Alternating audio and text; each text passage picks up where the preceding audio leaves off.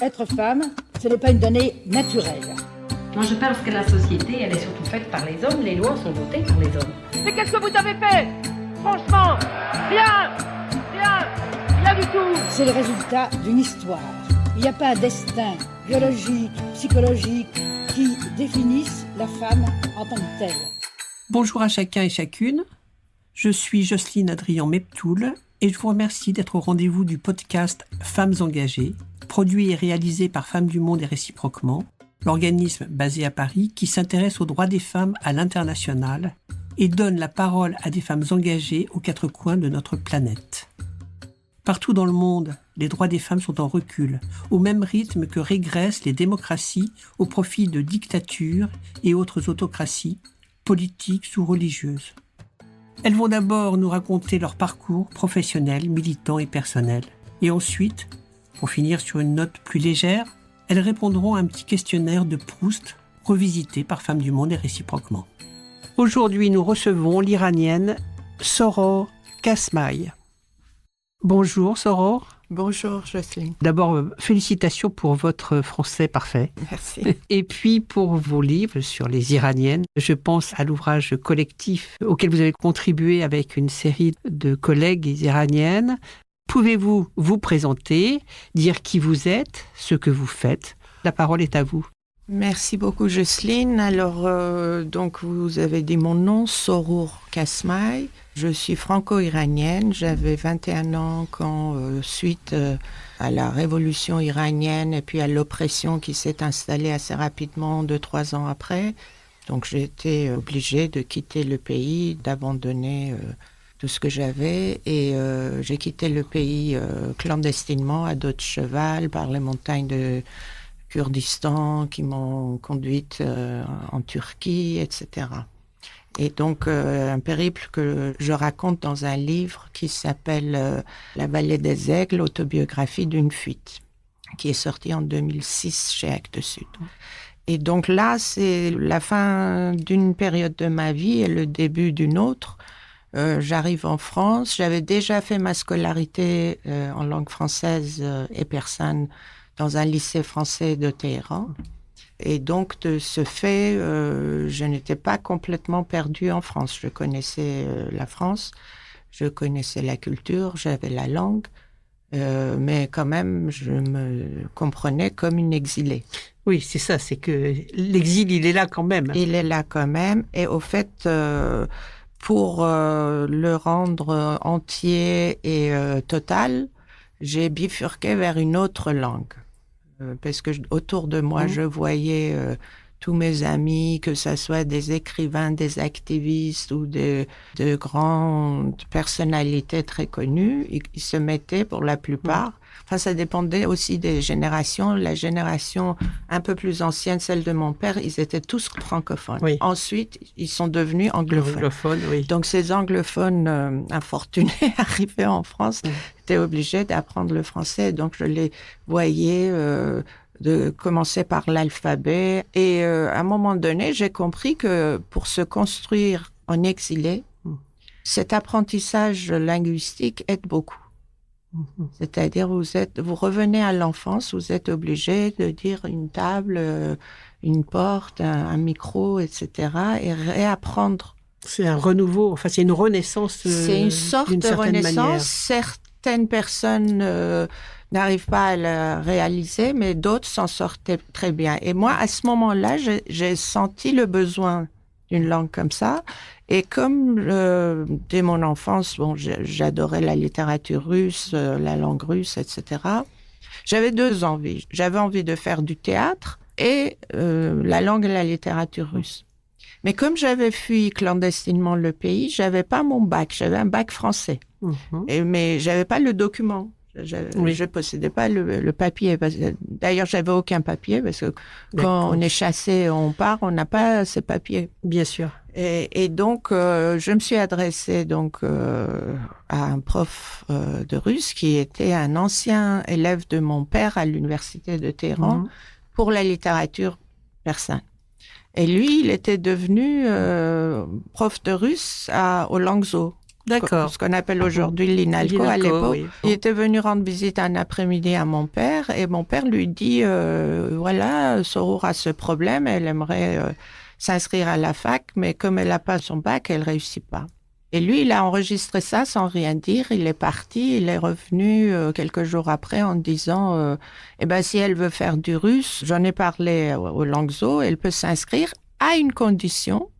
Et cette condition relevait d'une loi qu'on avait, enfin une sorte de règlement de Langso pour les exilés chiliens à l'époque de Pinochet. Et ils pouvaient s'inscrire sans aucun papier, mais ils devaient à la fin de la première année avoir de très bonnes notes pour passer en deuxième année. D'accord. Et donc sous cette condition-là, je suis entrée à la fac et donc j'ai fait des études de russe. Et ensuite, comme le soir, j'étais ouvreuse au théâtre parce que je voulais absolument être dans le milieu théâtral. Théâtral, oui. Et ça, c'était une grande chance parce que, je parlais français, mais là, j'ai appris le français littéraire. Là, j'ai appris le vrai français. Il y avait 2 grands artistes sur le plateau du théâtre de Chaillot à l'époque. On jouait Hernani, on jouait Lucrèce Borgia, etc. Et tous les soirs, j'étais dans la salle. Et donc, j'ai mené ces 2 langues-là en même temps, parallèlement. Mais j'ai jamais quitté non plus la langue persane. Ce qui fait qu'aujourd'hui, je suis romancière et donc j'écris dans mes 2 langues. Persan, j'écris en persan et en français parallèlement. Et je suis traductrice de russe et de français au théâtre et à l'opéra. Ce qui est quand même assez extraordinaire parce qu'en fait, vous avez appris non seulement 3 langues, mais 3 alphabets différents. C'est vraiment tout un réapprentissage complet à chaque fois. Oui, c'est 2 d'entre eux, je les connaissais dès l'âge de 5 ans. J'ai commencé donc à la maternelle, au fait, j'ai commencé les 2 langues ensemble. Puis le russe, je l'ai acquis après 20 ans, après à l'âge mes 20 adulte. ans, oui. Et c'est-à-dire que votre cerveau était déjà habitué à cette gymnastique. Oui, mais comme disait mon père, je t'ai imposé tes 2 premières langues et tu as choisi la 3e. Voilà. C'est ça. Et donc voilà, la littérature, le théâtre, l'amour des langues, c'est ce qui m'intéresse dans la vie. Oui. Et comme j'ai été très tôt confrontée donc à la République islamique que j'ai connue dès le début, j'ai vu son avènement, j'ai vu les premières lois misogynes qu'elle a instaurées, j'ai été dans les premières manifestations contre la loi qui rendait obligatoire le hijab, le voile sur le lieu du travail, le 8 mars 79. Et une série de manifestations ont débuté ce jour-là, de 8 mars 79 à Téhéran, pendant 6 jours. Et les fanatiques chassaient les femmes et les jeunes filles qui étaient venues en les appelant les dépravés, Bien sûr. Ah oui. les putes. C'est les propos de tous les misogynes. Bien sûr. Et puis la résistance a commencé. Parce qu'il n'y avait pas que la loi sur le voile. Il y avait toute une série de lois contre la liberté des femmes. Oui. Des choses que on avait, parce que, vous savez, la lutte pour l'émancipation de la femme iranienne a commencé vers la fin du 19e siècle, même vers la moitié du 19e siècle. C'est-à-dire le premier geste héroïque et spectaculaire appartenait à une poétesse qui s'appelait Tahireh Koratol-Ain, une poétesse bahaï, qui, pour faire le prêche devant une assemblée d'hommes, elle a enlevé le niqab qui cachait son visage. Elle l'a enlevé pour pouvoir bien parler. Et s'exprimer, oui. Pour s'exprimer. Et dans l'assemblée, plusieurs hommes se sont évanouis en voyant ça. Ah oui, il y avait de quoi. Et il y avait de quoi, tellement c'était radical et violent pour eux de voir le visage d'une femme qui s'exprime en public. Et elle était très éloquente parce qu'elle était une grande poétesse.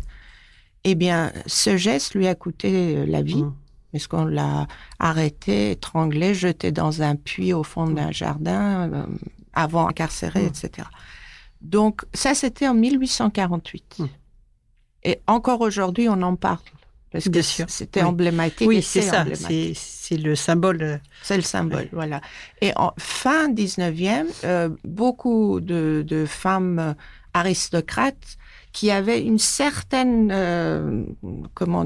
éducation, instruction, etc., ont commencé à comprendre que pour être libre, il faut que les jeunes filles soient instruites, il faut que les jeunes filles aillent à l'école, et puis il faut que les femmes puissent prendre la parole, puissent s'exprimer, etc. Et qu'est-ce qu'elles ont fait? Elles ont commencé à créer des écoles clandestines au sein de leur maison. C'était ces grandes maisons aristocratiques qu'elles avaient. Il y avait une partie qu'on appelle Andarouni, et cet Andarouni, c'est le quartier des femmes au sein de la maison. Et les hommes n'avaient pas accès à cette... Eh ben, elles en ont profité de cet espace privé où les hommes n'avaient pas accès, de créer des écoles clandestines pour jeunes filles, comme un petit peu ce qu'on a vu en Afghanistan les années précédentes. Oui.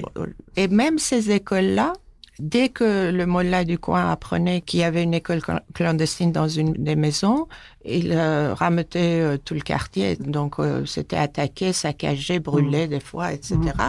Et même, parfois, les femmes arrêtées et sanctionnées. Ça, c'est vers la fin ou le début du XXe siècle. Ensuite, avec la révolution constitutionnelle de 1906, les femmes avaient de plus en plus envie de participer aux mouvements sociaux pour leurs propres revendications, et elles ont commencé à créer des sociétés clandestines de femmes.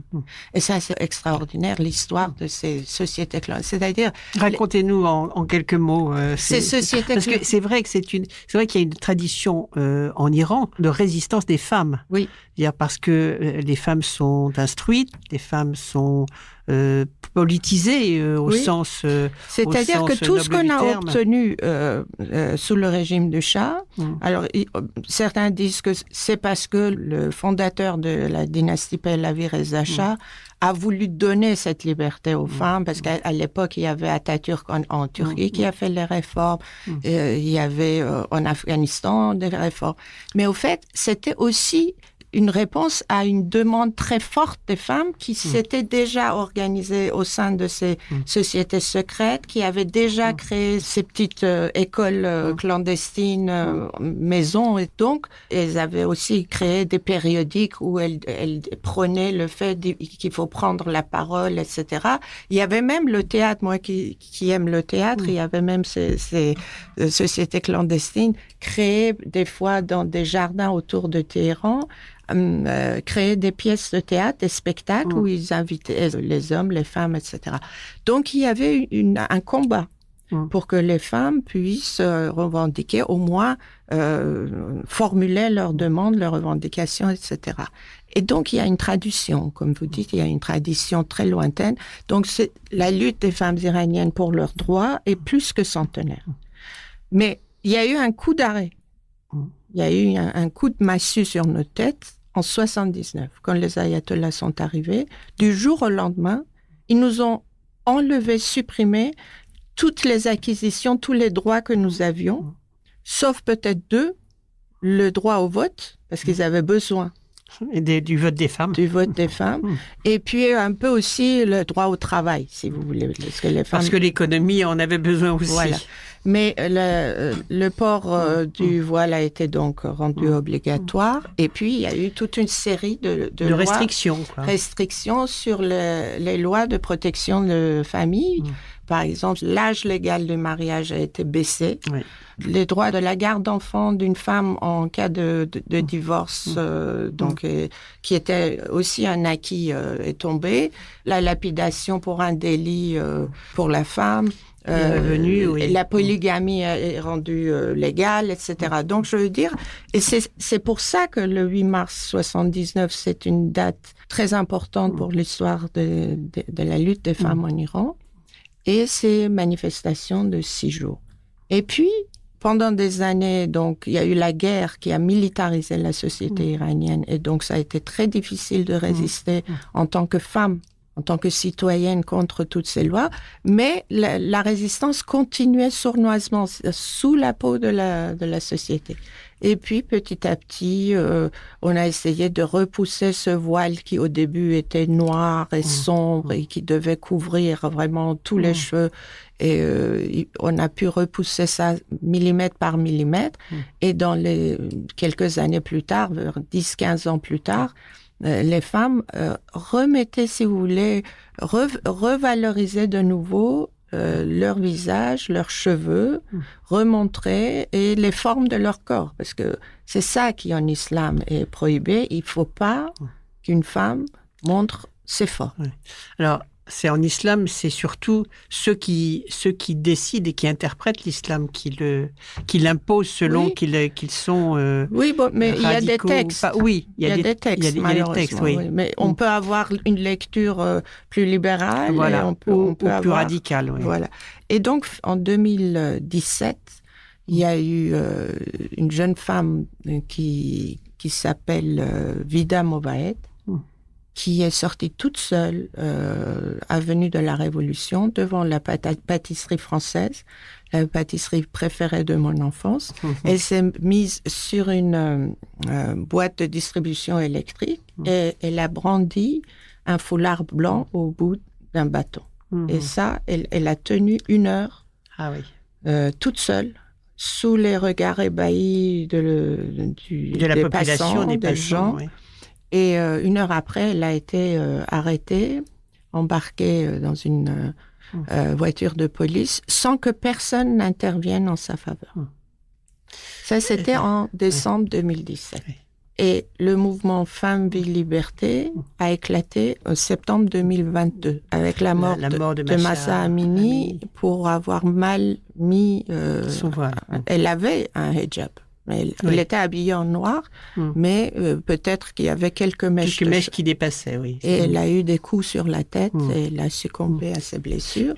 Et là, tous les gens qui avaient regardé dans l'indifférence la plus totale ces femmes qui sortaient, qui brandissaient leur foulard avant d'être arrêtées, là, en 5 ans, ils ont changé ces Il y a eu effectivement une révolte et une prise de conscience. Ce qui fait que lorsque les premières filles ont jeté en automne 2022 leur foulard, leur voile dans le feu, acte extraordinaire, symboliquement, absolument, c'est exorciser tout le mal que ce foulard leur a fait, eh bien, il y avait beaucoup d'hommes qui les entouraient pour les protéger, pour empêcher les forces de police pour arriver. Donc, voilà, si vous voulez, on en est là, et ce mouvement, aujourd'hui, est dans une sorte de...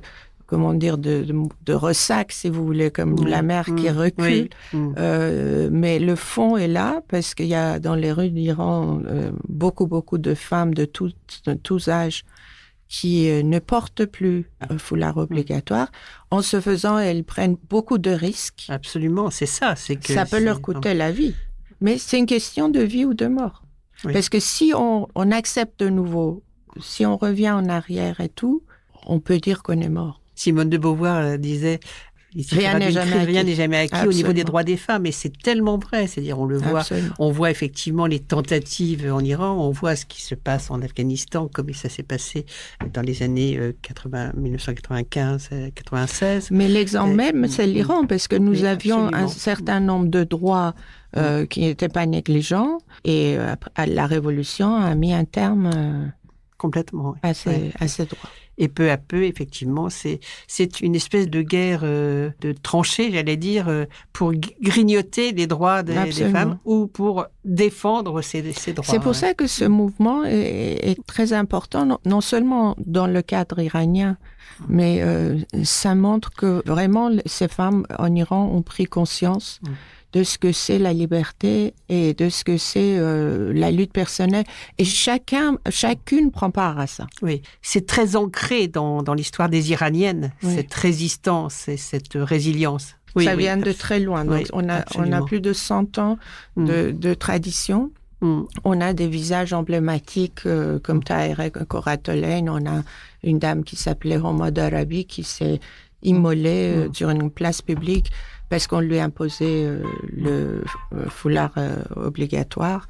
Et ces derniers jours, on a eu cette jeune femme Orhou Daryaei, qui s'est dévêtue parce qu'elle en a eu marre qu'on vienne encore le chercher. L'harcèle, absolument. Et vous savez, c'est comme des braises sous la cendre. Il suffit à chaque fois d'une étincelle pour que de nouveau ça éclate. Et donc ça couvre comme ça sous la peau de la société. Est-ce que vous pouvez nous dire 2 mots des 2 ouvrages que je citais tout à l'heure, parce que c'est à l'occasion de la sortie du livre collectif que nous nous sommes rencontrés. À l'Espace des femmes. Voilà, absolument. Oui, alors ce sont les éditions des femmes qui ont pris l'initiative de réaliser cet ouvrage. Alors c'est aussi très intéressant parce qu'il y avait une délégation de féministes françaises qui sont venues pour cette semaine de manifestation le 8 mars 79 en Iran. Donc, l'idée, c'était, ils avaient pris beaucoup de films, noté beaucoup de témoignages, etc. Et leur idée, c'était d'en faire un livre, tout en donnant, à la fin du livre, la parole à plusieurs femmes iraniennes, dont moi-même, de générations différentes, avec des questions très concrètes, précises, sur Femme, Vie, Liberté. Et c'est tout à fait passionnant. Hein. C'est très oui, et puis il y a des photos extraordinaires de l'époque. Et donc ce que j'ai essayé de dessiner, c'est-à-dire ce cheminement du début de la Révolution vers aujourd'hui. Le livre est l'illustration de ceci. Et donc c'est un ouvrage qui s'appelle Des Iraniennes. Voilà. Le deuxième ouvrage, c'est l'ouvrage que j'ai édité au sein de ma collection chez Actes Sud, parce que je dirige la collection Horizon Persan. Oui, c'est vrai que vous n'avez pas dit, voilà, j'aurais dû préciser. Mais... qui est dédiée aux littératures iraniennes et afghanes. Et donc, c'était quelques semaines après le début du mouvement Femmes, Vie, Liberté. J'ai senti le besoin d'aller vers les écrivaines iraniennes qui déjà, pendant ces années-là, avaient déjà écrit sur les femmes iraniennes. Et je trouvais quelque chose de prémonitoire dans le roman, parce que ça prédisait, si vous voulez, toutes ces caractéristiques qui faisaient le mouvement Femmes, Vie, Liberté. Ces destins de femmes qu'elles ont imaginés, ces personnages de femmes qu'elles ont créés. Et j'ai eu envie de leur donner la parole. Je leur ai demandé, écrivez-moi, qu'est-ce que c'est pour vous, Femmes, Vie, Liberté? Et alors, ces 12 autrices, enfin 11 plus moi-même, elles appartiennent à des générations différentes. Elles sont en Iran ou en exil. Elles ont connu la révolution iranienne ou nées sous la République islamique plus tard. Donc, c'est vraiment des âges différents. Oui. Il y en a qui ont écrit une nouvelle, d'autres qui ont écrit une scène réelle dans la rue, une autre qui a écrit, qui est revenue sur l'histoire des femmes iraniennes, etc., en 1911.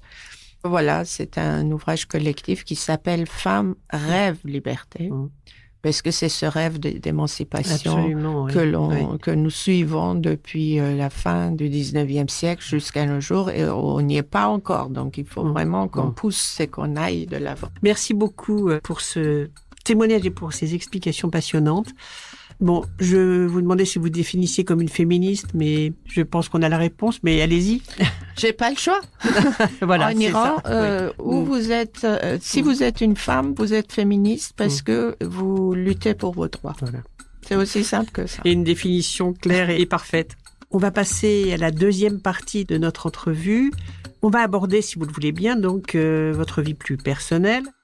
J'ai évoqué un petit peu mon enfance, mon adolescence, donc dans ce lycée français Razi à Téhéran, où on apprenait les 2 langues et les 2 cultures, les 2. Alors il y avait des matières en persan, surtout il y avait la littérature, les études sociales, etc., la religion en persan, et il y avait les mathématiques, la science, et aussi donc la littérature et tout en français. Donc on était vraiment des êtres hybrides, franco-iraniens et franco-persanophiles.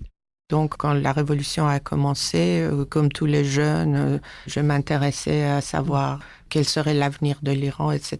Et juste pour l'anecdote, cette année-là, on était sur les lettres persanes de Montesquieu. Oui. Et notre prof, était un jeune prof de français, qui, dans le cadre de la coopération, était venu en Iran. Et donc, c'était plus un copain qu'un prof. On le tutoyait d'ailleurs. Il nous avait appris qu'il fallait tutoyer, alors que les profs iraniens ne supportaient absolument pas qu'on les tutoie. Et donc, alors, son dernier cours, mais sans le savoir que c'était le dernier, il nous avait posé la question, d'après le texte des lettres persanes, on était arrivé au moment où l'ouzbek se demande comment peut-on être persan. Et il nous a dit, vous allez réfléchir à ça pour la semaine prochaine. Et il y a eu plus de semaine prochaine parce que le lycée a été fermé suite aux événements. Ah oui. Quels événements? L'attaque de l'ambassade américaine à Téhéran. D'accord, oui. Voilà, tout est tombé à l'eau. Ah, oui. Mais si vous voulez, cette question peut-être m'est restée. Parce que j'avais très envie de pouvoir y répondre à lui et entendre ses analyses, ses commentaires, et ça m'est resté. Et donc, quelle est la réponse alors que vous auriez apportée? C'est très compliqué d'être persan. Et tout ce que je fais, c'est peut-être une tentative de réponse à ça. Que je choisis pas forcément d'être uniquement persane ou iranienne. J'ai d'autres envies en moi. Je suis aussi française, un petit peu russe aussi, parce que j'ai appris cette langue que j'adore, mais que, pareil, comme pour mon côté iranien, je suis pas d'accord avec les politiques qui sont menées dans ces pays-là, mais ça n'a rien à voir. C'est pas obligatoire d'être. Mais ça n'a rien à voir. Les peuples et les gouvernants et leurs gouvernants n'ont rien à voir. C'est deux choses très très différentes. Il faut surtout pas les confondre. Voilà, et il faut résister, il faut se battre, justement quand on aime une culture et une langue, voilà. Absolument. Et puis, donc, ma vie aujourd'hui à Paris, donc j'ai dit, j'écris en persan et en français, je traduis du russe et en russe. Vous êtes directrice d'une collection voilà, aux éditions Actes Sud, où donc je publie ces livres que je fais traduire du persan, etc. Et que je traduis de temps en temps moi-même. Et puis voilà. Et vous êtes sollicité souvent, j'imagine, pour intervenir ou pour... Oui, alors avec le mouvement Femmes Liberté des Iraniennes. Oui, soudain je me suis... Parce que vous savez, l'écriture, c'est un acte solitaire. Oui, complètement. Et on prend des habitudes d'être seul, même si après, quand le livre sort, il faut l'accompagner, rencontrer le public. Et ça, j'adore, parce que c'est les réactions, les lectures qui reviennent, etc. Mais enfin, on est quand même habitué à travailler dans son coin, devant son petit bureau. Et là, Femmes-Ville Liberté m'a projeté par ma fenêtre carrément sur la place publique parce que il fallait raconter, il fallait expliquer. Voilà, c'est-à-dire qu'il n'y avait pas trop le choix là non plus, quelque part. Non, et je l'ai fait avec bonheur et avec conviction, avec totale. Joie, parce que je voyais enfin cette jeune génération prendre son destin à bras-le-corps et y aller. Donc ça, c'était extraordinaire. Et ça me donnait énormément de force, d'espoir, d'énergie à continuer. Et donc, qu'est-ce que vous aimez faire par-dessus tout quand vous en avez le temps? D'aller au théâtre. Ah, ben voilà. Donc, pas y jouer, mais regarder. Oui, regarder, aller au théâtre, à l'opéra, au concert, c'est ça qui me donne un surplus d'énergie. D'énergie, voilà. Ok, très bien. Merci beaucoup, chère Soror. Nous passons au questionnaire de Proust revisité. Oui, bien sûr. Allons-y. Quel est le principal trait de votre caractère? Je crois que ce serait l'entêtement. Ah, d'accord. Quelle est la qualité que vous préférez chez un homme ou chez une femme? Chez l'homme, c'est la tendresse, sûrement. Et chez la femme, ça peut être la détermination. Qu'est-ce que vous appréciez le plus chez vos amis? Leur indulgence à mon égard. D'accord, justement, quel est votre principal défaut? Quelle est votre principale qualité? Alors, mon principal défaut, ce serait peut-être ma susceptibilité, surtout dans l'amitié. D'accord. Et principale qualité, peut-être, c'est la persévérance. Oui. Peut-être. Quel est votre rêve de bonheur? De disposer du temps pour lire et écrire. Ça, c'est le bonheur. Beau projet, effectivement. Et quel serait votre plus grand malheur?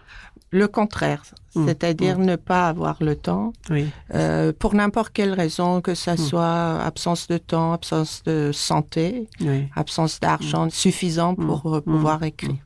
Tout ce qui peut m'empêcher d'écrire. Si vous aviez une baguette magique, qu'est-ce que vous voudriez être?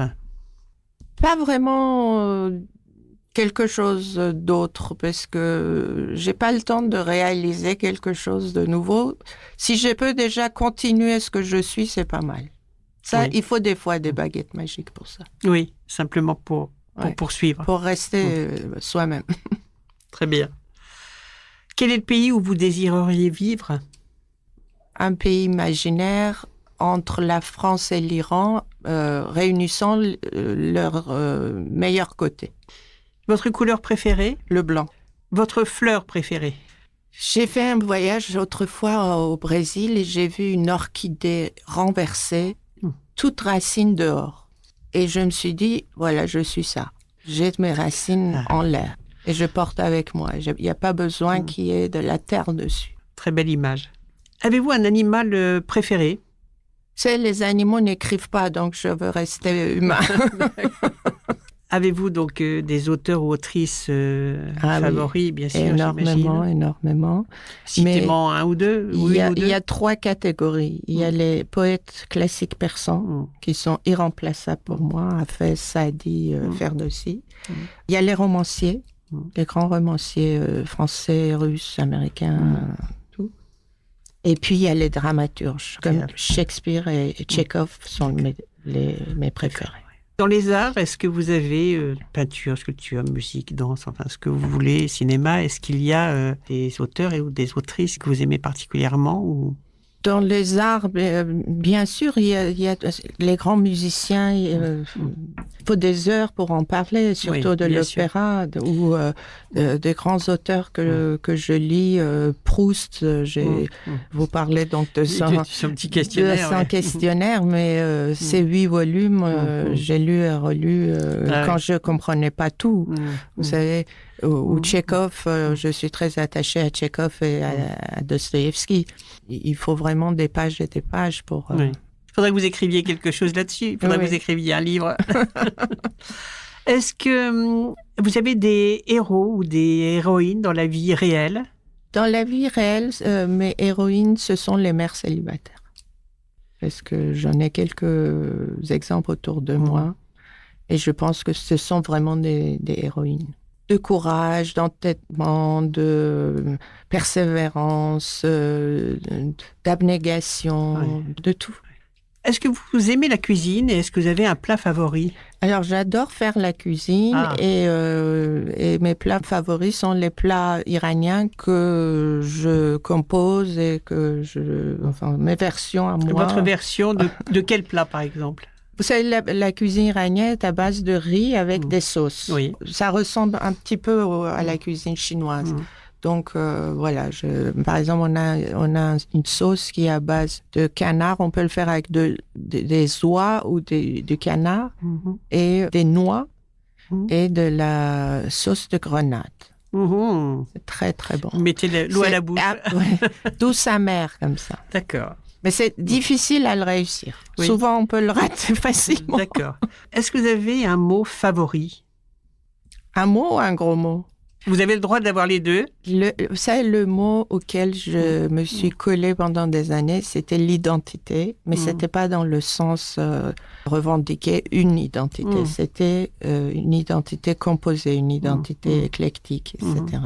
Il m'a aidé ce mot-là. Oui. Et il a évolué dans ma tête. Le sens a évolué petit à petit. Mais j'ai un ensemble de mots. Quand je traversais les montagnes entre l'Iran et la Turquie, il y avait un passeur qui était autrefois trafiquant de drogue. D'accord. Et il s'était donc converti en passeur d'hommes. Et c'était un paysan kurde de Turquie qui venait en Iran et prenait les gens et faisait passer. Et une nuit, on traversait les sommets. Je pense que je somnolais tellement il faisait froid et que j'étais fatiguée sur le... Vous aviez quel âge à l'époque? 21, Ouais. 20 ans. Et donc, et lui, il tenait la bride et il avançait à pied et moi, j'étais sur le cheval. Et je raconte ça dans la vallée des Aigles. Et il allait devant, il tirait cette bride et il me disait tout le temps en kurde « Ajez Nabi ». Avec le peu de kurde que je comprenais, parce que le kurde est une langue iranienne quand même, et je comprenais plus ou moins, il disait « Ne te laisse pas faire, ne baisse pas les bras, ne te sens pas accablé ». C'est difficile à traduire. Ajez Nabi, ne sois pas accablé. Et ça, dans ce brouillard, cette nuit ténébreuse où je quittais mon pays pour arriver dans le nulle part, et ça m'est resté toujours. C'est-à-dire, à chaque fois que je sens que je suis en train de désespérer, de baisser les bras, et je me souviens de ce kurde passeur qui me criait dans le brouillard à Djeznabi. Je le voyais même pas tellement il y avait de brouillard. Je comprends que ça soit resté avec vous. Enfin, voilà, il est toujours avec moi, et je me le répète toujours. Est-ce que il y a une réforme politique de manière globale qui pour vous a eu une importance majeure? En Iran, ça a été l'abolition du voile obligatoire, le hijab, par Reza Shah en 1936. Et en France, c'était la loi Veil sur l'IVG en 1975. Ces deux lois-là, je pense que elles ont été absolument indispensables pour la liberté des femmes que nous sommes. Quelle serait votre devise, votre mantra, si vous en avez un, qui vous sert de guide dans la vie? À part Djeznabi. Effectivement. Il y a une phrase de Dostoïevski qui m'a marquée et dont j'ai vérifié à maintes reprises la véracité. Il dit quelque part dans un de ses romans, je ne sais plus lequel, que les rêves finissent toujours par se réaliser, mais parfois si tard qu'on ne les reconnaît plus. Et ça, je sais que c'est très, très vrai. Et souvent, les rêves que j'avais quand j'avais 20 ans, 30 ans, 40 ans, se sont réalisés et je suis pas rendu compte. Et après coup, je me suis dit, ah, mais voilà, j'ai réalisé ça. J'ai réalisé. Et après coup, ça m'a donné de la force. Oui. Il faut jamais oublier ses rêves et désespérer à les réaliser. Très bien. Et dernière question, quelle est justement la question que vous auriez aimé que je vous pose? Ah, j'aurais bien aimé que vous me posiez la dernière question du questionnaire de Proust. Vous savez, c'est la question où il dit si Dieu existe, que souhaiteriez-vous l'entendre dire après votre mort? Alors, répondez-y. Est-ce que je suis dans ton prochain roman? Bravo. Merci beaucoup, Soror. Vraiment, c'est une conclusion magnifique. Merci beaucoup, Soror Kasmaï. Merci à vous, Jocelyne. Vous venez d'entendre le podcast Femmes engagées, produit par Femmes du Monde et réciproquement, qui offre un micro aux femmes engagées partout dans le monde, afin de faire entendre leur voix en toute liberté. Le podcast Femmes engagées est enregistré dans le studio La Poudre de la Cité Audacieuse. J'ai eu le plaisir d'animer notre podcast Femmes engagées avec la participation de toute l'équipe de Femmes du Monde et réciproquement. Merci à Agathe Loumalia, Huguette Klein, Brigitte Evano, Marie Cholet et Léa Robert. La musique et le montage sont assurés par Thomas Dor. Un grand merci à lui. Merci à chacun et chacune pour votre écoute. Et rendez-vous au prochain épisode. Être femme, ce n'est pas une donnée naturelle. Moi, je pense que la société, elle est surtout faite par les hommes. Les lois sont votées par les hommes. Mais qu'est-ce que vous avez fait? Franchement, rien du tout. C'est le résultat d'une histoire. Il n'y a pas un destin biologique, psychologique qui définisse la femme en tant que telle.